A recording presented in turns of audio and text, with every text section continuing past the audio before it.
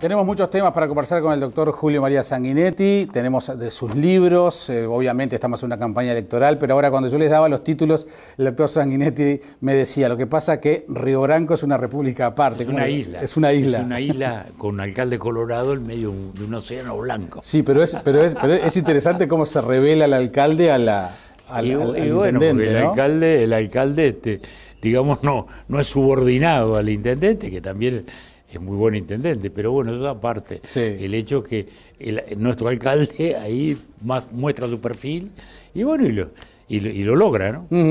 Hay que ver si las alcaldías pueden ser un buen trampolín para seguir la carrera política, ¿no? ¿Por qué no? Ya veremos.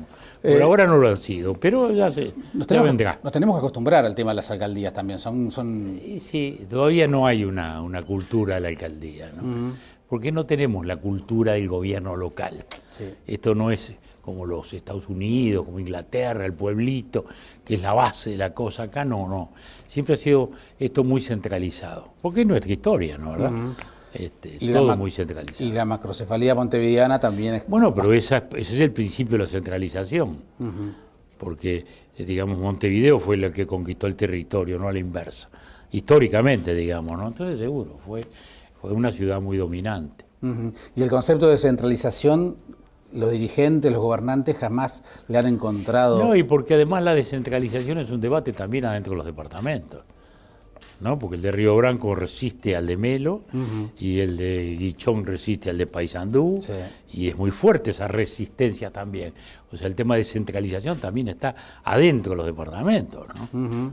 Sí, esto es un tema. Bueno, pero, doctor Sanguinetti, en 20 días escribió este libro. Bueno, fue una maratón. No, lo que pasa es que se nos vino arriba el cincuentenario del fallecimiento de Luis Valle. Alguien dice, bueno, vamos a hacer un acto, que esto, que el otro.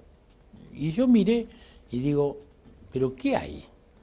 En eso sacó 3 notas estupendas Maitei. Sí, aquí en El Observador, sí. Muy lindas notas.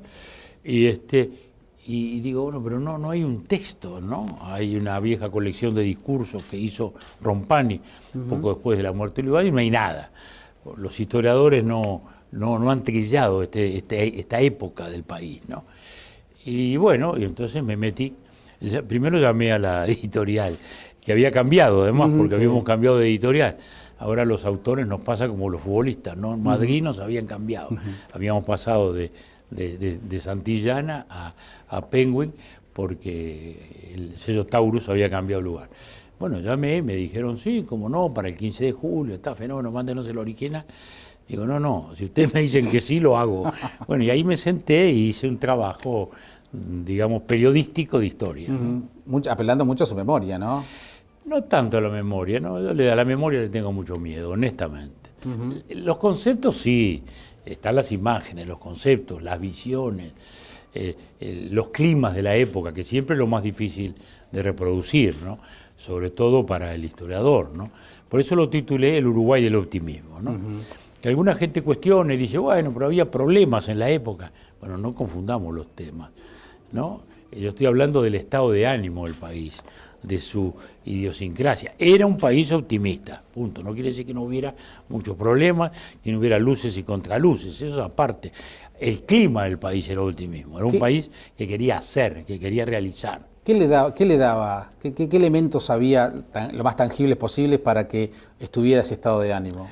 Bueno, se salió, digamos, del periodo de la guerra, con todo lo que significaba la carga de ese tipo de cosas, con un mundo relativamente favorable, no tan favorable como ha sido estos años, porque esta década ha sido fantástica desde el punto de vista del comercio exterior, para un país que ha vivido siempre el comercio exterior, ¿no? El Uruguay es enormemente sensible al comercio exterior, porque su mercado interno ha sido y es pequeño. No es Brasil, no es Estados Unidos. Entonces, ese periodo generó una etapa de construcción muy fuerte. Construcción en el sentido industrial, porque fueron los años del empuje industrial, que ya vino desde antes de la Segunda Guerra Mundial en virtud de las escaseces que había en el mundo, ¿no? Nosotros somos hoy tributarios de un mundo de abundancia, ¿no? Su generación ya nació en un mundo de abundancia, no nació como nosotros en un mundo de escaseces, donde había pocas cosas pocas cosas, y algunas muy restringidas, ¿no? Yo siempre pongo como ejemplo, yo alcancé a ver autos con gasógeno, y el gasógeno que era una especie de calefón que iba atrás del auto con carbón adentro. Hoy los ecologistas los hubieran prendido fuego, con toda razón, y se ponía carbón. Y uno dice, ¿por qué es esto? Bueno, porque había escasez de combustible, Claro. ¿no? Entonces, alguna gente también con error, cuando interpreta este periodo, dice, bueno, en el periodo de Luis Valle se sustituyen las importaciones. No, la sustitución de importaciones venía de mucho antes, y había sido un hecho, no una doctrina, ¿no? A veces se la pone como una doctrina, contrapuesta a la economía abierta. No, fue un hecho económico producto de la escasez. No había neumáticos, había gran restricción de neumáticos. Entonces, bueno, en la Argentina hicieron una fábrica, acá hicieron otra, la Funza, que nacieron muchos años antes de Luis Valle.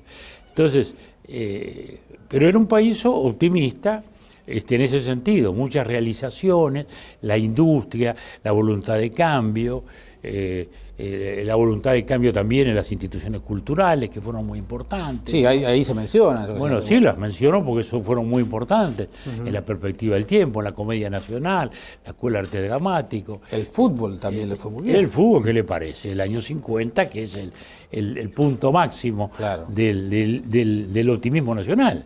Entonces, que después también se nos revirtió, ¿no? Porque nos creía que íbamos a ser campeones toda la vida, ¿no? Sin advertir que las circunstancias políticas y demográficas nos iban a cambiar, ¿no? Doctor Sanguinetti, en Luis Valle, ¿qué tan importante era el apellido, la impronta de su antecesor más ilustre, como don Pepe Valle? Yo diría, en él era fundamental. En la gente no sé cuánto. Es decir, Luis Valle generó un liderazgo por sí mismo. No es que fue el reflujo de don Pepe, porque incluso sus hijos y su diario, el día no patrocinaban a Luis Valle, sino que fueron rivales internos de Luis Valle. Fue un liderazgo propio que se generó desde el periodismo. Luis Valle fue fundamentalmente un periodista, lo fue toda su vida. Nació dentro del diario El Día, pero su ascenso político, que yo ahí lo cuento porque no se recuerda eso, fue desde la radio. La radio era fundamental. Radio Ariel. Entonces Radio Ariel empieza en el 39 con la guerra de España, luego la Segunda Guerra Mundial, al término de la guerra la creación del Estado de Israel. Es decir, fueron grandes causas que él abrazó y lideró en el país. Entonces, eso le dieron un perfil, una presencia, era enormemente oída. Es muy curioso porque a nivel de los medios o de las escuelas de formación siempre se menciona como fenómeno radial más a Chicotazo que a él. Bueno, es natural, porque está más reciente, porque es más cercano, porque, vuelvo a decir, porque hay muy poca historia de esa época. Entonces, bueno, espero que ahora los profesores en las escuelas de comunicación vean ese capítulo. Porque sin duda fue muy importante. La construcción del liderazgo Luis Valle es desde la radio. Es de la radio. ¿Y el Diario Acción? También, pero eso viene un poco después y ya no es tan, como digamos, no es la construcción del liderazgo, ¿no? Son las definiciones, digamos, doctrinarias, la defensa del gobierno, la explicación de las doctrinas, pero él nace antes. Ya Acción es cuando él ya líder, digamos, ¿no? Ahí está, es otro momento. Pero digamos, tenía muy claro la importancia de los medios de comunicación como apoyo de la acción. Nació dentro de los medios y vivió dentro de los medios y siempre fue así. Le preguntaban, profesión, periodista, digo, y era presidente de la República, ¿no? O sea que siempre fue así. Eso es lo que él sentía, ¿no? Su primer contacto con él fue a través del periodismo. A través del periodismo, en el año 53, yo tenía 17 años, y ahí me arriman un grupo que estaba por nacer en Acción, en fin, se estaban agrupando jóvenes, y ahí nace, en Canelones, a pedido de Luis Valle, sacamos un semanario que dirigía Flores Mora, que dirigía Maneco, pero estaba Michelini, estaba Teófilo Collazo, toda esa generación emergente, que eran un poco los referentes nuestros, o sea, los mayores de los jóvenes, nosotros éramos los menores de los jóvenes, éramos cebollitas totales, ¿no? Y ahí comienza, digamos, el vínculo, y bueno, luego sigo en Acción hasta el cierre cuando la dictadura en el 73. Una redacción ilustre, ahí estaba Menchi Sábado, Netti. De todo, pasó todo el mundo por ahí. Eran años en los cuales el periodismo convocaba, digamos, a ese tipo de gente, ¿no? Alfredo Mario Ferreiro, bueno, mi maestro, que fue Pancho Llano, que fue una figura fundamental del periodismo rioplatense, ¿no? Él venía de Crítica, había sido secretario de redacción de Crítica con Botana, y después había sido el primer jefe de redacción de Clarín, con Noble, y vino acá un poco en función de su antiperonismo, digamos así. También hubo otros periodistas argentinos muy importantes, Carlos Sajón, que después lo matan en esos avatares también terribles de la política argentina. Pero bueno, los críticos, bueno, estaba Ángel Rama, el crítico de teatro era Ángel Rama, ¿no? Los críticos de cine, bueno, estaba Mario Fernández, estaba Andreón, Roberto Andreón más tarde, los de música, ¿no? Un legendario alemán, Helmut Freund, que después se fue a Alemania como editor de una gran editorial, ¿no? Alfredo Nicrosi después. María Freire era nuestra crítica de arte, ¿no? Me recuerdo que una vez había una exposición de Costi, de Costigliolo, el marido, y me dice, voy a hacer la crónica de la exposición. Le digo, María, no lo puedes hacer. Digo, te queda mal, ¿te parece? Sí, te queda horrible. Diga, ¿qué le hago yo? Bueno, y pobre, una de las últimas veces que estuve con María, me dijo, tengo el recorte de tu crónica, búscamelo. Después no lo encontró y yo no sé dónde está, me hubiera gustado evocarlo. Nos pasa eso a los periodistas, queda cosas sueltas.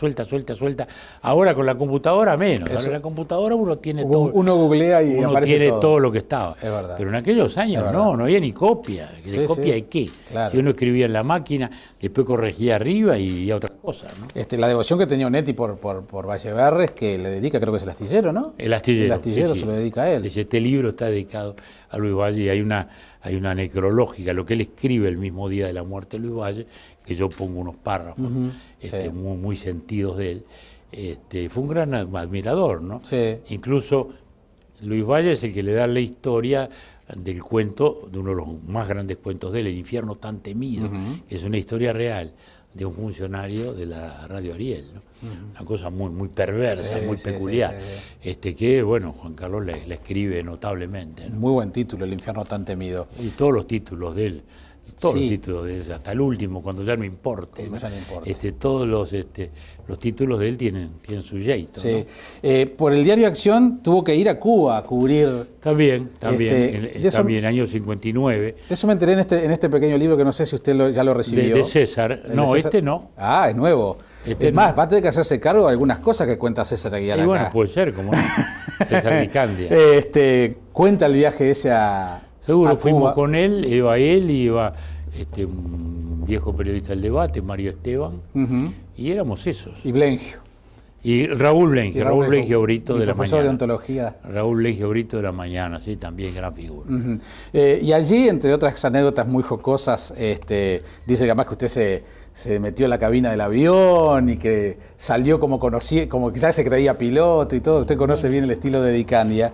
Hay una cosa muy interesante, que usted en aquel momento, cuando fueron a Cuba, que conocieron a Fidel, conocieron a Raúl Castro, a Camilo Cienfuegos. Lo paré en el ascensor a Fidel, porque Fidel todavía estaba alojado en lo que había sido el Habana Hilton.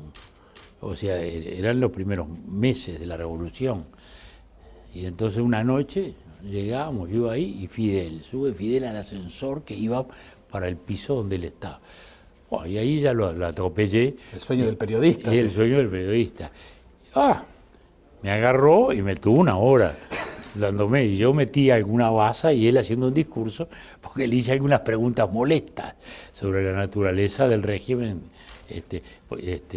Cómo estaba deviniendo la naturaleza. Bueno, justamente lo que dice Dicandia aquí es que usted les dijo en algún momento, olfateo que detrás de esto está el Partido Comunista y también les dijo, años después en la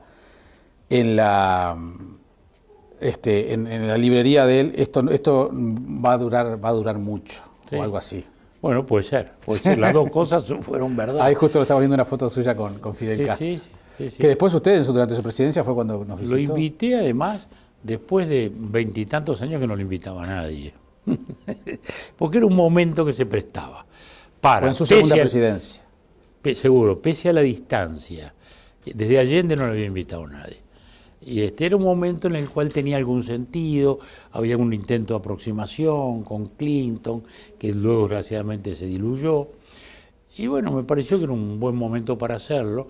Y vuelvo a decir, desde Allende nadie lo había invitado. Había ido a algunas cumbres multilaterales, pero no una invitación bilateral de un país. Bueno, y fue una visita interesante, como siempre cuando se genera todo ese movimiento. Y bueno, hoy ya no es presidente, sin embargo sigue su hermano, que causa otras impresiones, no es Fidel Castro, ¿no? Eran distintos, ¿no? Y son distintos, digamos, ¿no? Porque uno más, digamos, más militar. Raúl y Fidel mucho más caudillo político y con mucha más capacidad de comunicación, ¿no? Raúl mucho más, más seco, más pragmático, bueno, más militar, diríamos. Bien, el tema es que, digamos, hay que ver cuál es la salida de una Cuba hoy, ¿no? ¿Cuál puede ser la...? Y la salida va a venir cuando se vayan los Castro. Los Castro ya no, porque esto yo lo discutí en su tiempo también con Fidel, me acuerdo, en Santiago de Chile, en una cumbre, ¿no? Y que bueno, me dijo un montón de cosas, y recuerdo que estaba el rey de España que también lo increpó. Estábamos solos los tres en la parte de arriba de un ómnibus, esos ómnibus que hay en las cumbres que nos meten a todos como en una cápsula, ¿no? Y bueno, justo nos tocó, de casualidad, coincidimos arriba. Bueno, y me acuerdo que el rey le reclamó bastante airadamente una apertura, todavía no había hecho su visita allá. Bueno, y yo las cosas le hablé, y él me decía, no, el traidor de Gorbachov, me hablaba horrible de Gorbachov, decía, no, este tipo que ha traicionado, que esto, que lo...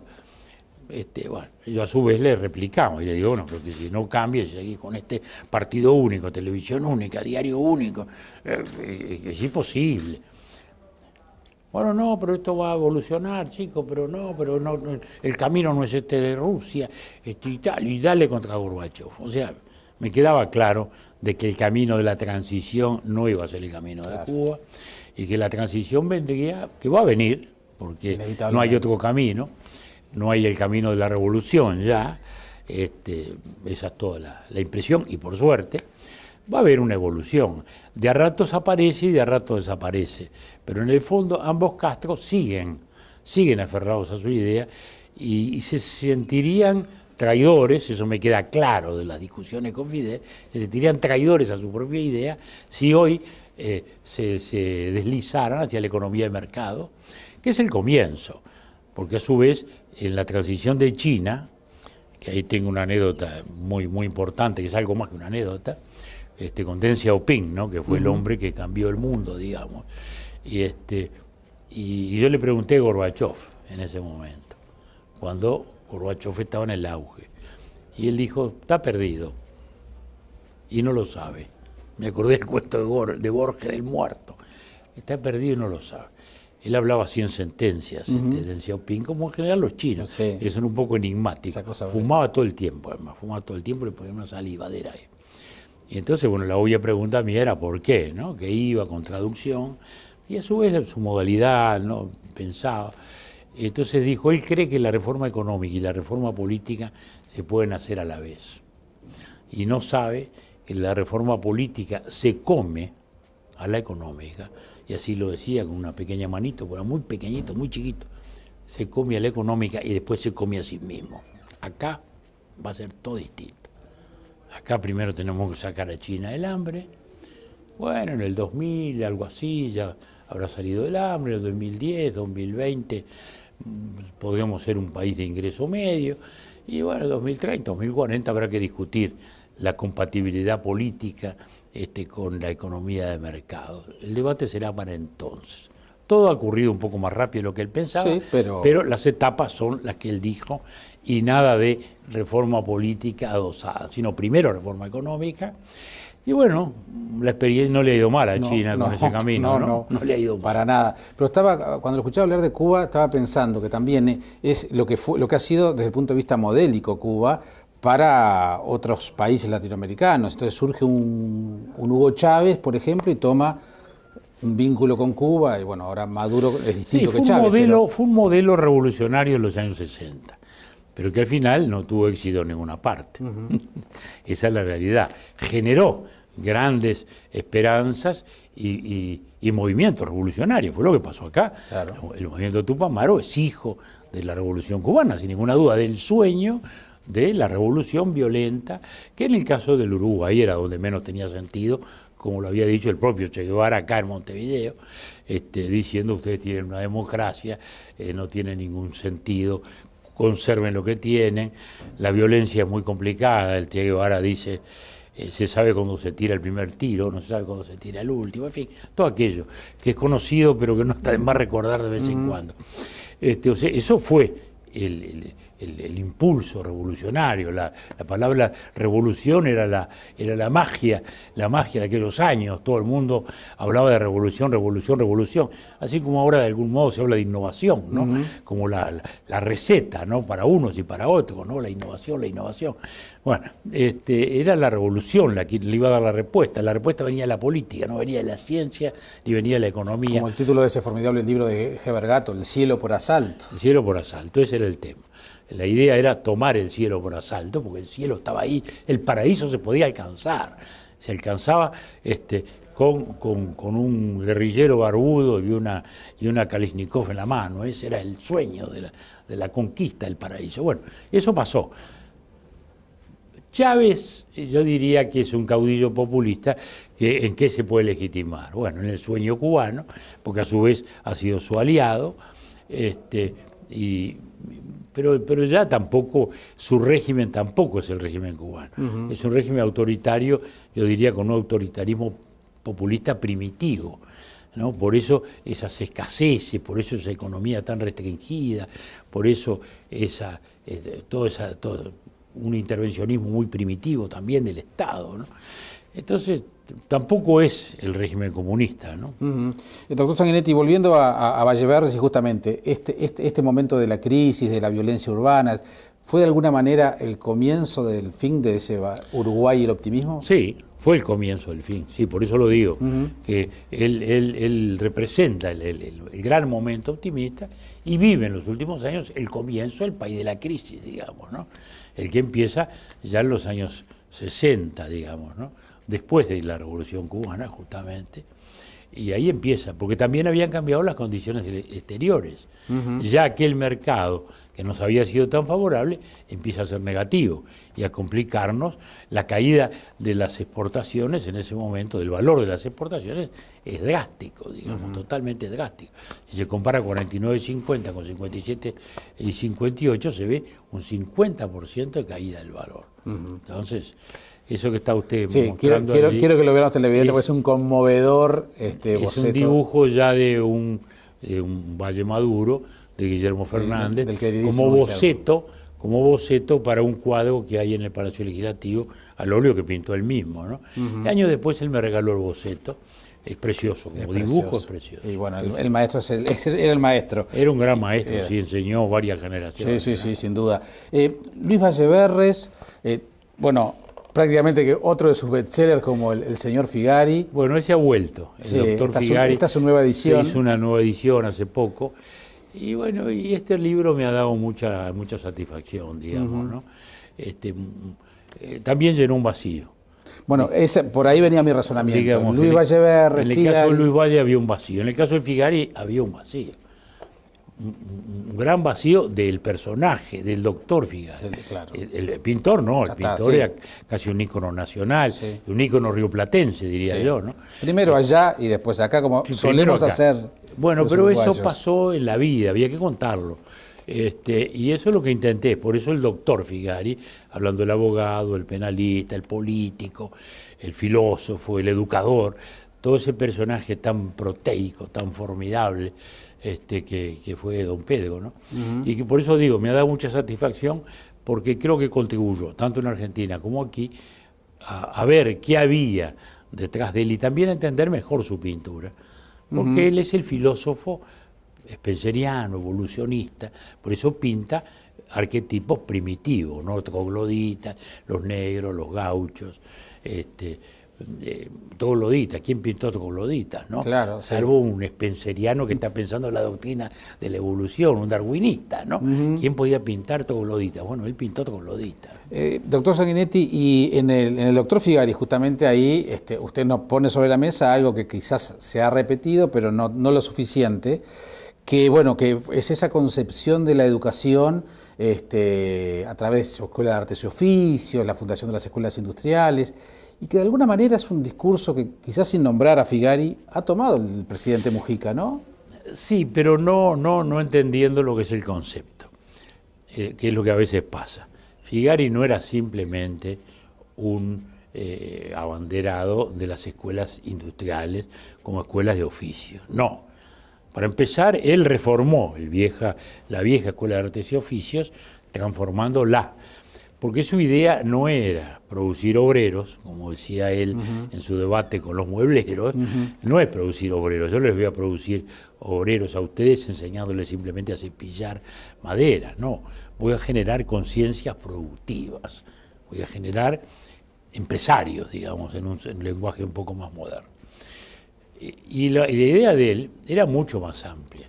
La idea de él era darle a la educación general un sentido mucho más pragmático e incluir al lado de las humanidades o como factor de las humanidades la concepción científica, la concepción productora. Por eso es que su libro, Arte, Estética, Ideal, es fundamentalmente eso. Es decir, que todo lo que produce el hombre es el arte, ¿no? Alguna gente piensa que es un tratado de arte, y no, es un ensayo de antropología, ¿no? ¿Verdad? O sea, lo que él decía era eso. Lo que él quería era una enseñanza más equilibrada, no tan desnivelada en favor, digamos, de las humanidades clásicas, sino que le diera también a la educación un sentido más cercano a la sociedad productora. Él decía, la escuela no puede ser un paréntesis en la vida, ¿no? Sale el niño del regazo de su madre, del ambiente protector, lo llevamos a una escuela, ahí la maestra lo protege, le enseña a leer, le enseña a escribir y después lo lanzamos al mundo. Claro. ¿No? Cuando viene la secundaria, peor aún, que era otra de los temas de él, claro. De los temas de él. Entonces luego van al liceo, entonces estudiar historia, muy bien, literatura. Bueno, y mire que él era un intelectual, ¿no? Un filósofo. La historia, la literatura, la filosofía, y después lo largamos a la vida a que se estrelle con una vida que es totalmente distinto. Bueno, entonces, ese era su concepto, era mucho más amplio. Era un cambio en los ejes y en el contenido de la educación toda. Sigue siendo un discurso absolutamente moderno. Moderno, y bueno, él ahí incluso tiene un cierto debate con don Pepe Valle. Cuando don Pepe lanza su idea revolucionaria para la época de un liceo en cada capital del país, tratando justamente de centralizar, como hablábamos al principio.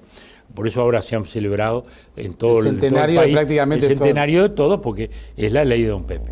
Bueno, la idea de don Pedro no eran liceos, eran politécnicos. Claro. Politécnicos, no escuelitas industriales simplemente, politécnicos. Es decir, lo que predomina en Alemania, por ejemplo, hay más politécnicos que liceos en el sentido nuestro, ¿no? Bueno, entonces lo que él quería era una enseñanza integral de este tipo. Bueno, y don Pepe miraba el tema del ángulo democrático. Le decían, no puede ser que del interior no puedan gente modesta llegar a la universidad, tampoco puede ser que los pobres no lleguen a la universidad. Tenemos que tratar de difundir los liceos como vestíbulo hacia la universidad. Él lo miraba desde ese ángulo. ¿Cómo era entonces la concepción de la secundaria? Secundaria era un vehículo, era un vestíbulo, era un corredor hacia la universidad. Ahí iban solo aquellos que aspiraban a una carrera, o que soñaban con una carrera. Hoy es enseñanza terminal para el grueso, enseñanza común. Vio que la educación se ha transformado en un tema prácticamente de discusión cotidiana. Sin embargo, porque lo exige la vida, porque en aquellos años había mucho trabajo para gente con poca formación, ¿no? Entonces, este barrio acá donde están ustedes, bueno, un barrio de barracas, un barrio bueno, luego vino la industrialización, luego vino la sofisticación del trabajo. Entonces hoy el puerto está acá al lado. En aquella época se cargaban bolsas, ahora ya no se cargan bolsas. Es todo contenedores, grúas pórticos, computadoras que le dicen la vida de ese contenedor desde el día que lo lanzaron al mercado en Ámsterdam o en Hamburgo, ¿no? Entonces es todo distinto. Entonces hoy el mercado, la sobrevivencia de la sociedad exige más formación. ¿Y cómo observa el debate sobre la educación hoy? Bueno, yo desgraciadamente me incluyo en el sector que se siente muy dolido, porque no ve comprensión. Desgraciadamente los sindicatos de la educación no están a la altura de las necesidades del mundo, no ya del Uruguay, del mundo, ¿no? Es una cosa muy reivindicativa, muy de lo administrativo, muy de lo económico. Si alguna demostración hacía falta fue la de estos años, se le dio mucho más dinero y la educación, en lugar de mejorar los rendimientos, empeoraron. Es decir, que el tema está en la educación en sí. ¿Corresponde que sea un tema de campaña? ¿Usted cree que debería ser un tema de campaña electoral? Yo diría, si no hay tema más importante que ese, ¿cómo no va a ser tema de campaña? ¿Para la concordancia o para la discrepancia? ¿No? Las campañas políticas son para eso, para concordar y para discrepar. ¿En qué pensamos igual, en qué pensamos distinto? Eso es una campaña. Para eso se hacen los debates. Usted ve que los debates, bueno, se hacían. Y usted fue protagonista del último, también, importante. Sí, el último, por lo menos, resonante con el doctor Vázquez. Bueno, pero fíjese en Estados Unidos, los famosos debates, esos que se reiteran, son todos temáticos. Es decir, le plantean a los diversos candidatos, ¿usted qué opina de esto? ¿Usted qué opina de esto? Y cada uno dice lo que piensa de la intervención en Irak, o de esto, o del seguro médico, es decir, un tema polémico. Entonces, ahí uno ve la confrontación de la idea, dónde están los matices diferenciales. Desgraciadamente eso nos falta. Hoy el debate de esta campaña electoral, todo se hace a través de la intermediación periodística.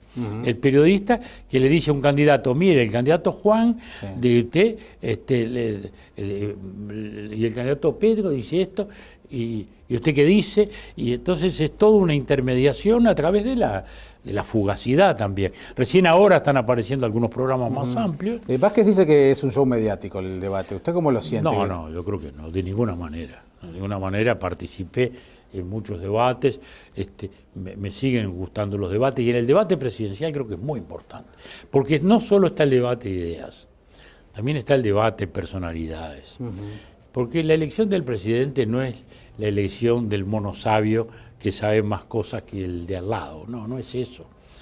También es cómo reacciona, también es cómo se muestra ante una pregunta molesta, ante un ataque fuerte, a veces ante un ataque desleal. Porque el presidente, yo diría que lo primero en el presidente es la personalidad. El presidente no está para correr la cancha ni para tirar el árbol, para usar una metáfora futbolística, sino que está para patear los penales y los tiros libres cerca del área. Es alguien que tiene que tener capacidad de decisión y una gran serenidad. Bueno, yo creo que es eso, ¿no? Aparte también de convicción, ¿no?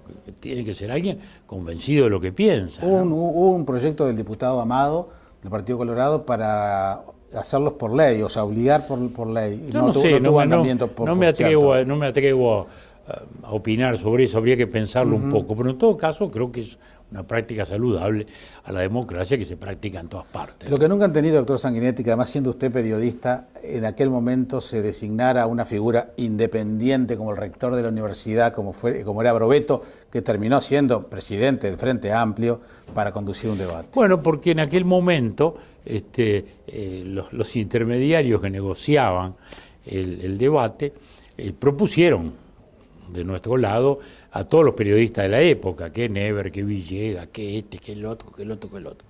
Bueno, no aceptaban a nadie, entonces al final dijimos, bueno, pongan el que quieran.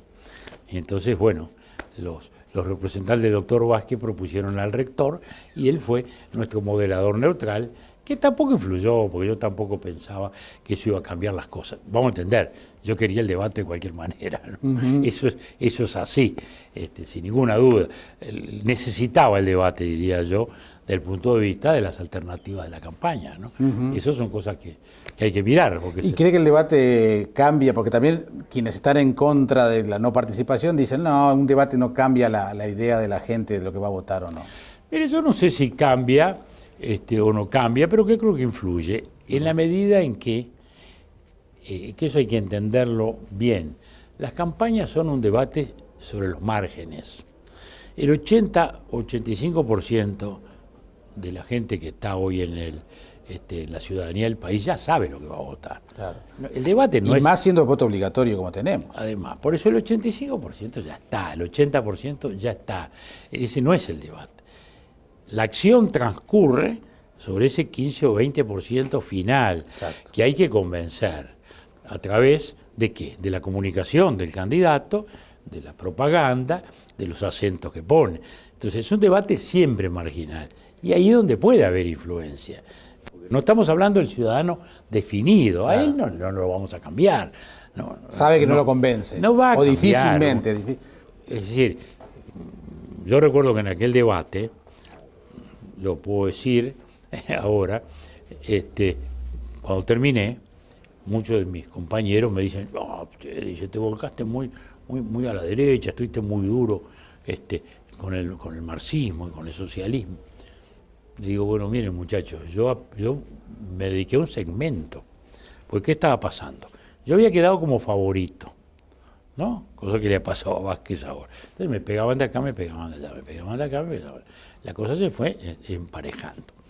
Nosotros habíamos hecho un acuerdo muy importante con Batalla, que para mí tenía un gran sentido, no solo el de reincorporar al partido, una figura nacida en el partido, una figura muy querida, una figura democrática de enormes calidades, sino que con él también iba a volver al partido un conjunto de gente que lo había abandonado. Entonces era una idea política muy importante. No es que estuviera pensando en lo que eran los votos de él adentro del Frente o en el Partido Independiente, sino lo que significaba eso de revigorizar al partido. Pero eso también me había complicado la vida interna del partido, porque había un sector, fundamentalmente de origen más pachequista, que veía la incorporación de Batalla como una cosa, un sesgo hacia la izquierda que le preocupaba. Y ahí se había empezado un drenaje hacia el Partido Nacional. Entonces, bueno, mi debate con Vázquez tenía ese pensamiento detrás, ¿no? Tengo que tratar de lograr que lo que está haciendo una sangría hacia ese lado se detenga, que quede claro, ¿no? Que lo nuestro es lo que es. Bueno, no sé si dio mucho resultado o no, en cualquier caso el resultado fue bueno, digamos, ¿no? Pero es pensando en los márgenes, que esa es la otra cosa. Por eso digo, a veces se piensa en la propaganda, porque la propaganda no va a cambiar al 85%. Yo personalmente creo que es más importante la comunicación que la propaganda, salvo que la propaganda sea particularmente efectiva. Pero... ¿Le parece que tiene contenido esa propaganda? Bueno, a veces difunde un contenido, a veces no. A veces es un poco frívola también, a veces. A veces sí, pero depende de... Yo diría que la propaganda lo más importante es fortalecer una imagen. Claro. ¿No? A veces es enfrentar, a veces es confrontar. Por ejemplo, la segunda vuelta de Jorge Valle con Vázquez, hubo una propaganda muy efectiva, referida al impuesto a la renta, que proponía el Frente, y que se hizo ahí una campaña concentrada muy fuerte diciendo que iba a ser un impuesto al trabajo sobre la clase media. Y bueno, ahí tiene usted una propaganda por la negativa que fue eficaz, a mi juicio. A veces hay otro tipo de propaganda que pueden ser efectivas. Por ejemplo, la que se hizo ahora de Luis Lacalle fue simplemente reforzar su imagen, reforzar su actitud, una actitud personal que se refuerza.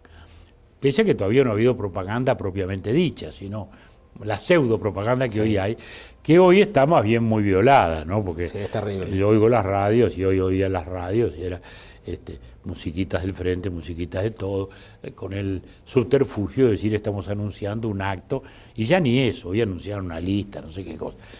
Yo creo que la Corte debiera hacer algo, que no tiene la capacidad sancionatoria, debiera advertir a los partidos, que para algo está la veda, y yo creo que es buena. Pero son los propios partidos los que la están violando, son los que hicieron la ley, y por bueno, eso es triste, doctor. Bueno, además son las señales del doble discurso. No, pero además es la tentación, porque empieza uno y el otro yo también. Claro. Y entonces ahí... ¿Y el fenómeno de Luis Lacalle, ya que lo mencionó, cómo lo ve? Bueno, es un fenómeno novedoso, interesante, creo que es una expresión de juventud.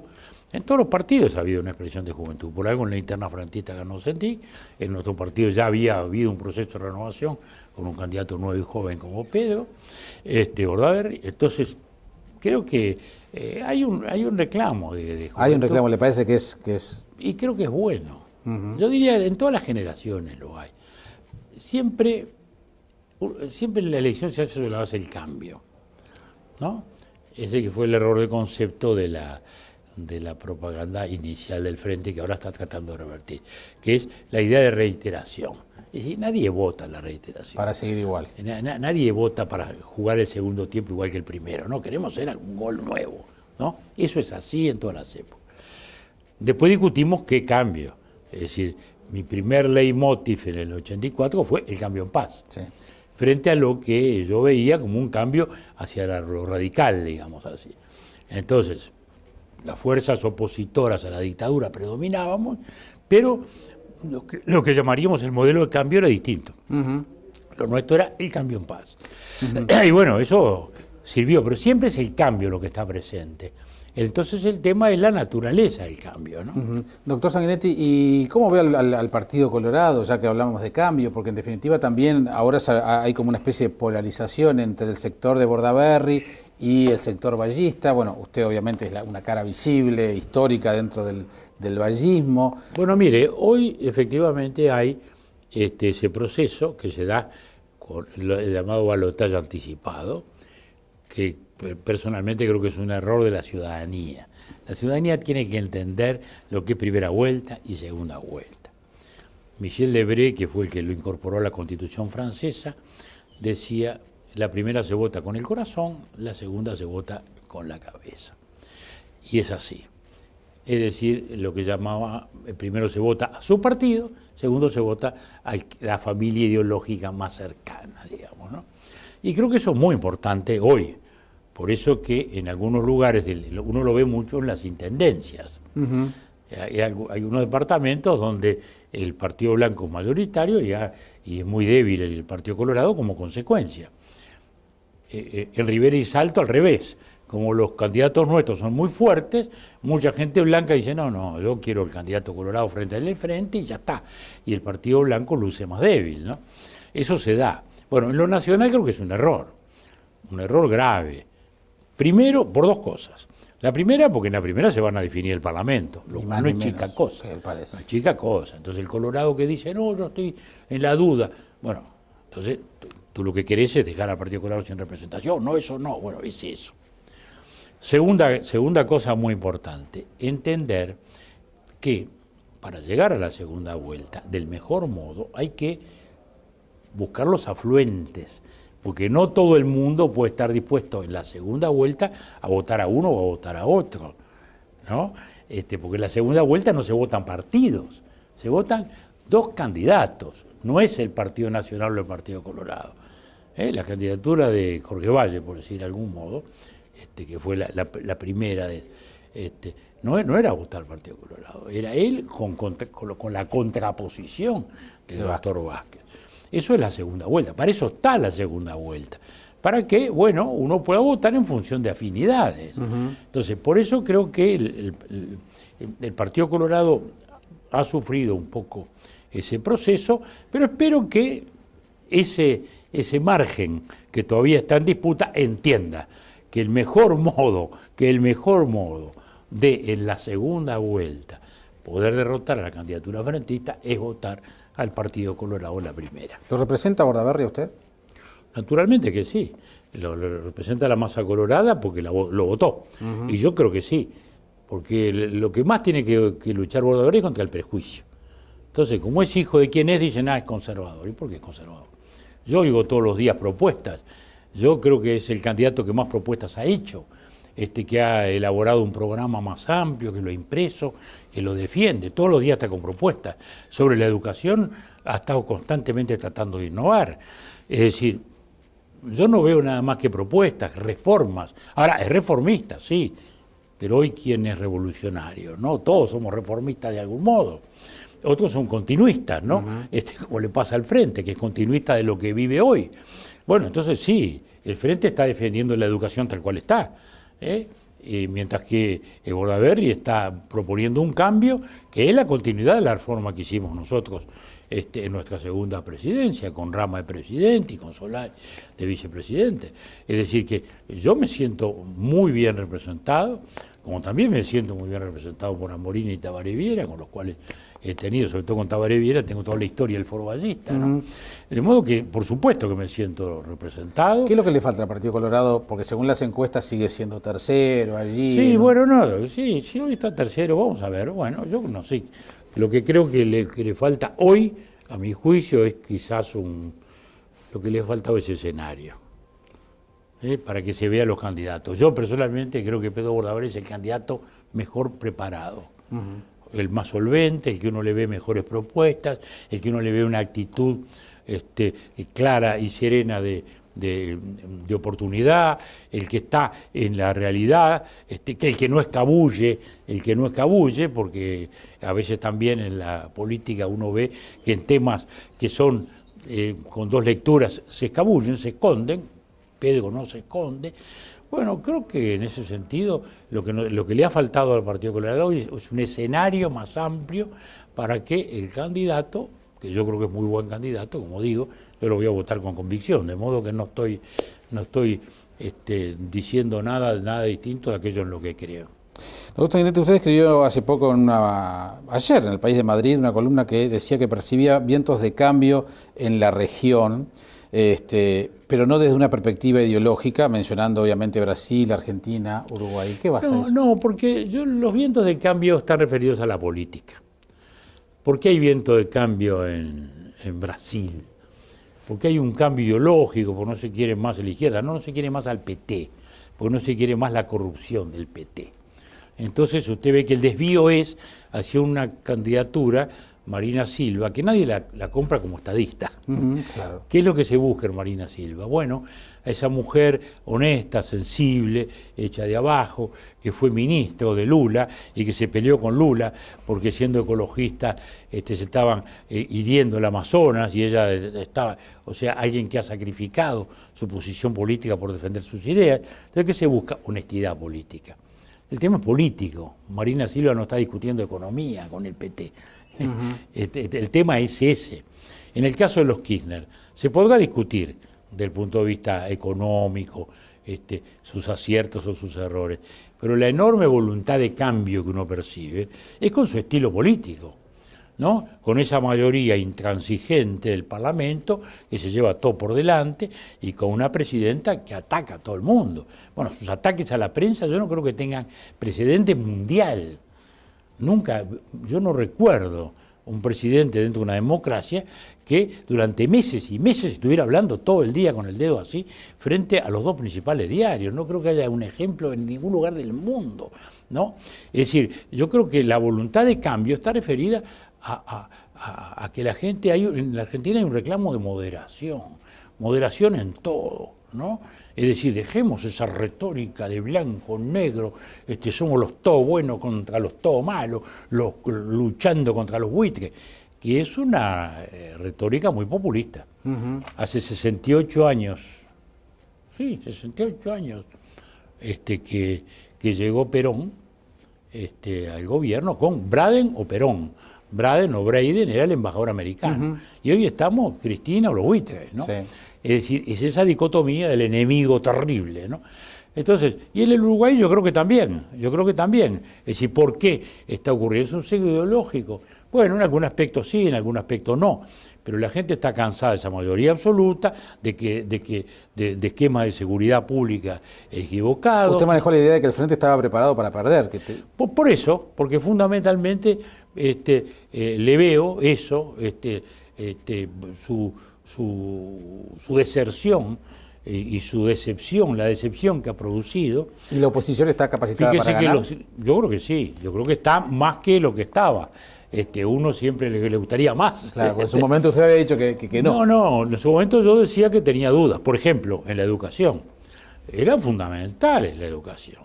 Entonces tenemos, por un lado, para mí es el tema número 1 del país, y el número 2 y el número 3, en toda América Latina. Y en nuestro país más que en ninguno otro, porque fuimos vanguardia como Argentina, y hoy no somos más vanguardia en Argentina ni Uruguay. ¿Y qué cambió en la oposición para poder hoy sí tener las chances de ganar? Bueno, porque las propuestas están, porque está claro por dónde se quiere transitar, porque está claro por lo que se quiere andar, porque está claro que no se acepta ese discurso conservador, yo diría hasta reaccionario, que sustentan los dirigentes gremiales de las gremiales de profesores, que lo lamento decirlo. Entonces no es un tema de gremio sí o gremio no, es un tema de ideas, de las ideas que están sustentando, que son muy reactivas a todo lo que debe ser una enseñanza moderna, una enseñanza que procure rendimientos, una enseñanza que mida rendimientos, una enseñanza que evalúe, una enseñanza que tenga ese equilibrio que pedía don Pedro. Doctor, para terminar, no hemos hablado de los temas vinculados a la pintura, pero tengo necesariamente que preguntarle, ¿qué le pareció el fallo del Salón Nacional de Artes Plásticas, donde el primer premio con $14.000 fue la banda presidencial para la perra del presidente? Mire, primero me llamó mucho la atención que un jurado de una crítica muy conocida en la Argentina y dos artistas uruguayos, digamos, respetables, hayan premiado eso. Me parece que sería, la obra esa es para un concurso de costura y bordado, porque no es más que eso, es un pequeño trabajo de eso. O sea que lo artístico me parece una deserción, y en lo político me parece una dulonería, lo digo con todas las letras. Lamento a su vez la actitud que ha asumido el artista, ¿no? Que poco menos que lo quiere correr a Álvarez Cosi. Álvarez Cosi, porque se atrevió a criticarla, ¿no? Y hasta fue a reclamarle al director del museo como si el hecho de que fuera funcionario del museo le hubiera privado de libertad de opinar. Álvarez Cosi, que es un artista... Tiene crédito suficiente. Tiene crédito suficiente de pensamiento de toda su vida, nunca se ha callado, ni para un lado ni para el otro, Sí, siempre ha sostenido lo que él quería. Bueno, todo eso me parece lamentable, lo cual revela que justamente todo esto tiene una tintura política. Los propios cuadros de ella, yo no podía creer, entonces miré en la página web de ella, y están unos cuadros que me gustaría verlos más de cerca, pero lucen muy malos, en los cuales está retratado el presidente Mujica con su perrita, ambos con su banda. Que esto tenga algo que ver con la resignificación, ¿no? Esto no tiene nada que ver con la rueda de bicicleta patas para arriba de Marcel Duchamp. Esto no es la resignificación del objeto. Yo diría, es llevar el arte a nivel simplemente de kiosco de souvenir, con una intencionalidad política que debió haberse visto por parte de un jurado al cual quizás se dejó llevar por la novelería. Yo llegué a ver en un salón en el subte municipal, doctor, usted se acordará, que premiaron un guiso. ¿Se acuerda? Sí, bueno, por eso son novelería. Y confusiones, porque, mire, yo para un mes estuve en París, me vi cuánta exposición había, de un lado y del otro, y del lado más aquí. Bueno, vi artistas modernos, bueno, algunos ya fallecidos, como Marcial Raíz o como Lucio Fontana, que hay una espectacular exposición, es un artista argentino-italiano formidable, está en París, había una retrospectiva. Entonces uno ve las cosas que hay en el Pompidou, muchas discutibles. Hay instalaciones muchas discutibles, pero hay muchas instalaciones fascinantes. En todo caso responden a un concepto cargado de valores y de significaciones, unas visuales, otras plásticas. A veces en el video se ve muchísimo lo visual, como un elemento de abstracción, pero no llevar la cosa a ese nivel, le vamos a premiar un guiso o una bandita para una perrita, porque creo que se equivocaron, y bueno, y espero que este debate, que desgraciadamente ha transcurrido tan mal, porque eso nos lleva al arte oficial, esto es oficialismo, punto. Esto podía haber ocurrido en Cuba o en la Unión Soviética vieja, que es donde ocurrían esas cosas, donde se premiaba Bueno, aquellas imágenes de aquellas mujeres de mameluco y una llave inglesa en la mano, bueno, eso era el arte espantoso de la Unión Soviética que aplastó al otro. Bueno, esto, que me disculpen, pero esto es arte oficial y oficialista. Le agradezco mucho, doctor Sanguinetti, un privilegio tenerlo. Gracias. Que esté muy bien.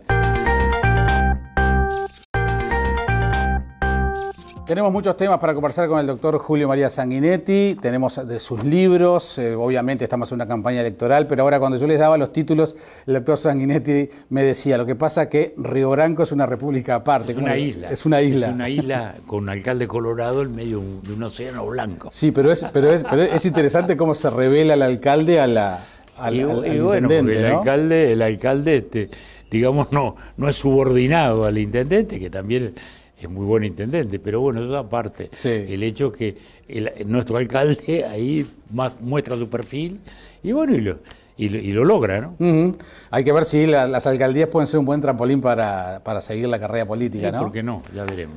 Por ahora no lo han sido, pero ya vendrá. Nos tenemos que acostumbrar al tema de las alcaldías también. Sí, todavía no hay una cultura de la alcaldía, ¿no?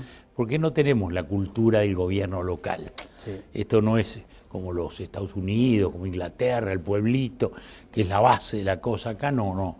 Siempre ha sido esto muy centralizado. Porque es nuestra historia, ¿no? ¿Verdad? Todo muy centralizado. Hoy, a tributarios de un mundo de abundancia, ¿no? Su generación ya nació en un mundo de abundancia. No nació, como nosotros, en un mundo de escaseces, donde había pocas cosas, y algunas muy restringidas, ¿no? Yo siempre pongo como ejemplo, yo alcancé a ver autos con gasógeno, y el gasógeno que era una especie de calefón que iba atrás del auto con carbón adentro. Hoy los ecologistas los hubieran prendido fuego, con toda razón, y se ponía carbón, y uno dice, ¿por qué es esto? Bueno, porque había escasez de combustible, Claro. ¿no? Entonces, alguna gente también con error, cuando interpreta este periodo, dice, bueno, en el periodo de Luis Valle se sustituyen las importaciones. No, la sustitución de importaciones venía de mucho antes, y había sido un hecho, no una doctrina, ¿no? A veces se la pone como una doctrina, contrapuesta a la economía abierta. No, fue un hecho económico producto de la escasez. No había neumáticos, había gran restricción de neumáticos. Entonces, bueno, en la Argentina hicieron una fábrica, acá hicieron otra, la Funza, que nacieron muchos años antes de Luis Valle. Entonces... macrocefalía montevideana también es... Bueno, pero ese es el principio de la centralización, porque, digamos, Montevideo fue el que conquistó el territorio, no a la inversa, históricamente, digamos, ¿no? Entonces, seguro, fue una ciudad muy dominante. Y el concepto de centralización, los dirigentes, los gobernantes jamás le han encontrado... No, y porque además la descentralización es un debate también adentro de los departamentos, ¿no? Porque el de Río Branco resiste al de Melo, y el de Guichón resiste al de Paysandú, y es muy fuerte esa resistencia también. O sea, el tema de descentralización también está adentro de los departamentos, ¿no? Sí, esto es un tema. Bueno, pero, doctor Sanguinetti, en 20 días escribió este libro. Bueno, fue una maratón. No, lo que pasa es que se nos vino arriba el cincuentenario del fallecimiento de Luis Valle. Alguien dice, bueno, vamos a hacer un acto, que esto, que el otro. Y yo miré y digo, ¿pero qué hay? En eso sacó 3 notas estupendas Maitei. Sí, aquí en El Observador, sí. Muy lindas notas. Y digo, bueno, pero no hay un texto, ¿no? Hay una vieja colección de discursos que hizo Rompani poco después de la muerte de Luis Valle, y no hay nada. Los historiadores no han trillado esta época del país, ¿no? Y bueno, y entonces me metí. Primero llamé a la editorial, que había cambiado además, porque habíamos cambiado de editorial. Ahora los autores nos pasa como los futbolistas, ¿no? En Madrid nos habían cambiado. Habíamos pasado de Santillana a Penguin, porque el sello Taurus había cambiado de lugar. Bueno, llamé, me dijeron, sí, como no, para el 15 de julio, está fenómeno, mándenos el original. Digo, no, si ustedes me dicen que sí, lo hago. Bueno, y ahí me senté y hice un trabajo, digamos, periodístico de historia. Apelando mucho a su memoria, ¿no? No tanto a la memoria, ¿no? Yo a la memoria le tengo mucho miedo, honestamente. Los conceptos sí, están las imágenes, los conceptos, las visiones, los climas de la época, que siempre es lo más difícil de reproducir, ¿no? Sobre todo para el historiador, ¿no? Por eso lo titulé El Uruguay del optimismo, ¿no? Que alguna gente cuestiona y dice, bueno, pero había problemas en la época. Bueno, no confundamos los temas, ¿no? Yo estoy hablando del estado de ánimo del país, de su idiosincrasia. Era un país optimista, punto. No quiere decir que no hubiera muchos problemas, que no hubiera luces y contraluces, eso aparte. El clima del país era optimismo, era un país que quería hacer, que quería realizar. ¿Qué le daba? ¿Qué elementos había lo más tangibles posibles para que estuviera ese estado de ánimo? Bueno, se salió, digamos, del periodo de la guerra, con todo lo que significaba la carga de ese tipo de cosas, con un mundo relativamente favorable, no tan favorable como ha sido estos años, porque esta década ha sido fantástica, desde el punto de vista del comercio exterior, para un país que ha vivido siempre el comercio exterior, ¿no? El Uruguay es enormemente sensible al comercio exterior, porque su mercado interno ha sido y es pequeño. No es Brasil, no es Estados Unidos. Entonces, ese periodo generó una etapa de construcción muy fuerte, construcción en el sentido industrial, porque fueron los años del empuje industrial, que ya vino desde antes de la Segunda Guerra Mundial en virtud de las escaseces que había en el mundo, ¿no? Nosotros somos